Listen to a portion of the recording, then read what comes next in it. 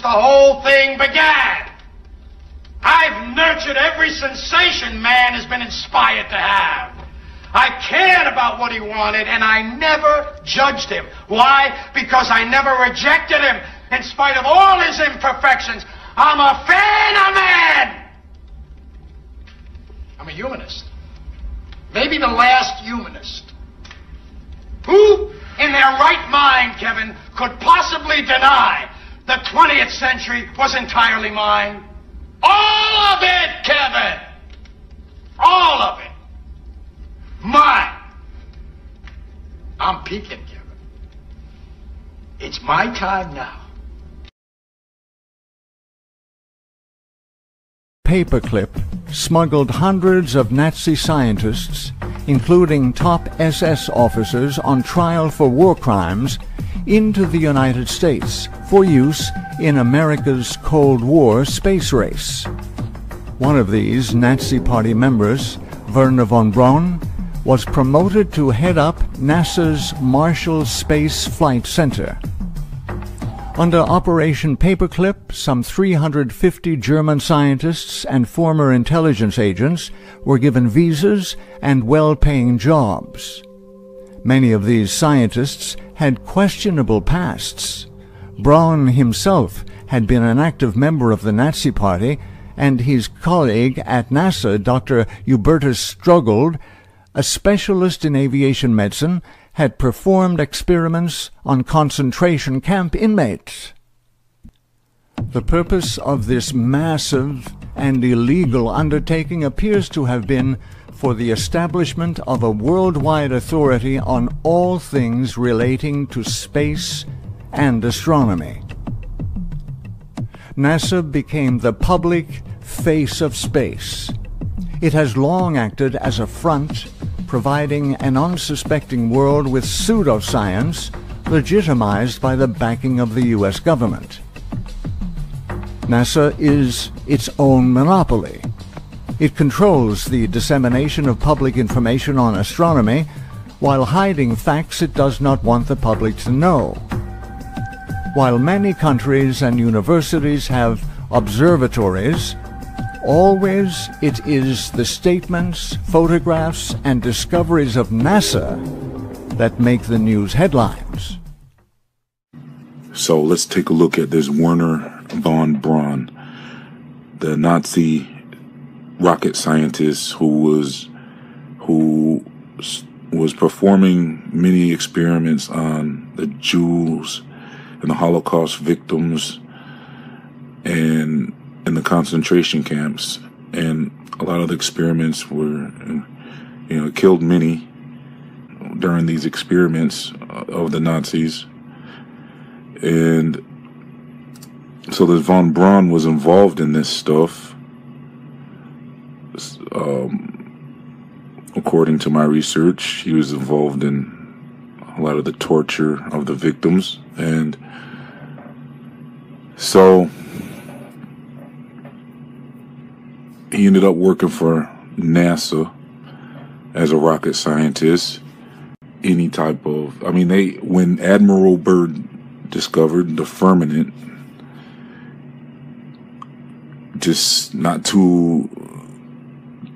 pretty much right around the same time that Nazi was formed, pretty much around the same time that NASA was formed, was around the time that Admiral Byrd discovered the firmament of Antarctica. And so at the same time, the Antarctic Treaty was put up in order to block the edges. In the same year, or around the same time, within a year or so, NASA was formed, headed by von Braun, Wernher von Braun, the rocket scientist, so that they could beat everybody to space, because the government was desperate. And not just America. When I say government, I'm talking about the Illuminati government, which includes many nations, almost all of them, pretty much. So this Illuminati government was panicked when Admiral Byrd discovered the firmament. So when they hired this Nazi guy. And von Braun was only one of many Nazis that were hired. There were hundreds of them, I think they said close to 1,000, were recruited to work with NASA. Some say anywhere from 350 to 1,000, so somewhere in between there. But many of them were Nazis, and von Braun was one of them, and he was the rocket guy, because how can you get a picture of space without a rocket? So you have to have a plausible illusion that you are indeed going into space, so that the masses, so the public will believe that we went to space. So they went ahead with the moon thing, and they gave you a picture on the last trip back, or on the last trip, Apollo 17. They finally gave you a full sunlit picture of the Earth, and it was this globe picture, and that was the only picture you got for 43 years. And without the rocket that von Braun invented, there would have been no picture. There would be no valid reason for there to be a picture of the Earth, because no one had went that far up. So the rocket was a big part of this conspiracy to hide the flat Earth from the public. So they got the rocket guy, von Braun, and created some decent rockets that could get high enough to create the illusion that they went into outer space. If you do research on a flat Earth, we're saying that these rockets aren't going into space. I believe the rockets are basically used as scrap metal. So NASA, they used to dump the rockets right into the oceans. That's probably what they still do. Or they can use Antarctica and basically melt the evidence and build new rockets. Recycling metals. And let's take a look at his grave, von Braun. What does it say here? So he was born in 1912 and he died in 1977. And he left a Bible passage on his tombstone. And that passage is Psalms 19:1. Well, let's have a look at what that says. And if you look at a Bible with a good translation method, it'll say, "The heavens declare the glory of God, and the firmament shows his handiwork."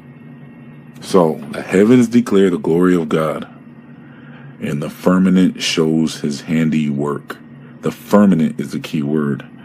This is what he left. This is what von Braun, the rocket man, left on his tombstone.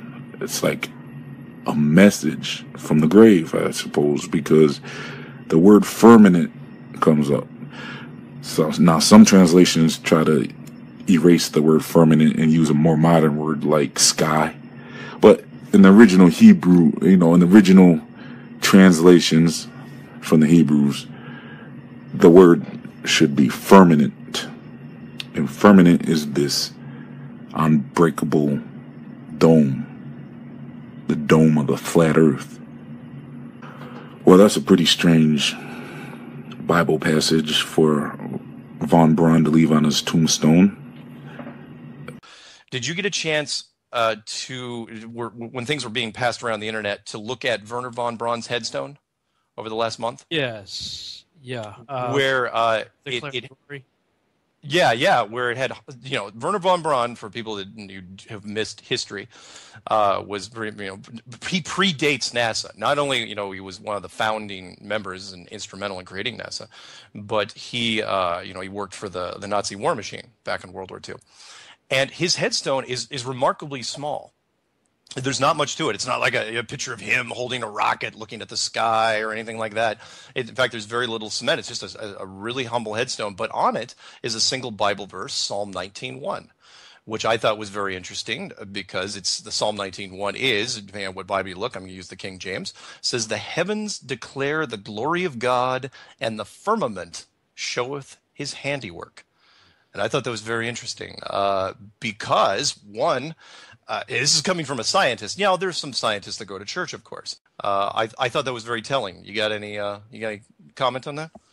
Yeah, I have heard different stories about him later in life, kind of changing his ways and, supposedly giving his life to God and spilling the beans on some things. And he had that interview with, I forget her name, something Ross or something like that. Dr. Carolyn Rosin. That's it. That's the one. Carolyn Roslin. Yeah, that talked about her interview or whatever. She had final words with von Braun before he died. She was like a personal secretary to him, something, and supposedly he laid out the whole plan that the global elite are trying to do.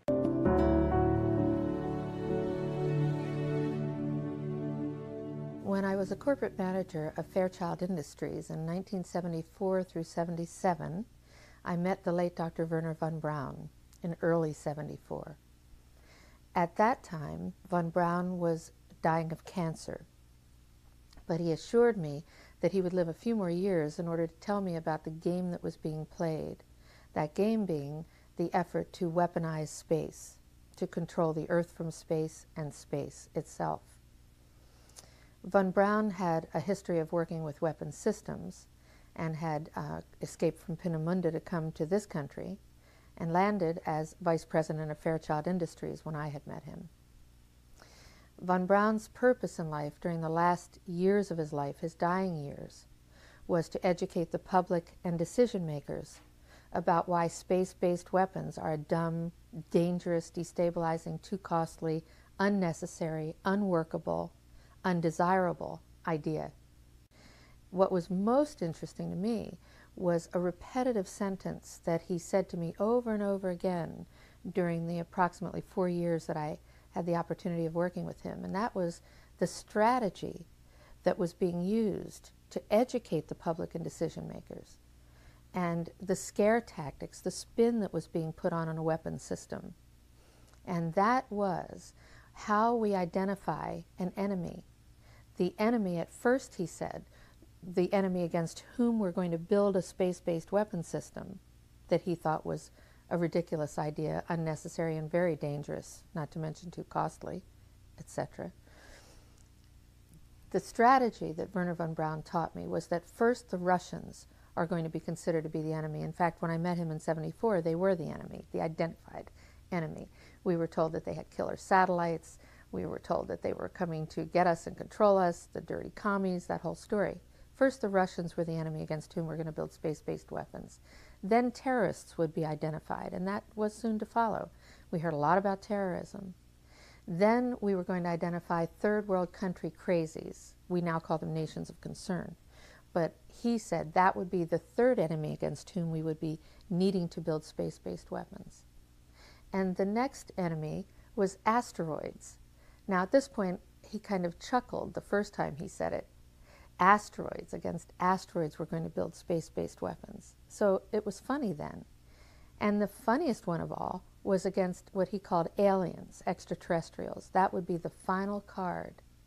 And over and over and over, during the 4 years that I knew him and was giving his speeches for him, he would bring up that last card. And remember, Carol, the last card is the alien card. We're going to have to build space-based weapons against aliens. And all of it, he said, is a lie. A lie. I think I was too naive to know at that time the seriousness of the nature of the spin that was being put on the system. And now the pieces are starting to fall into place.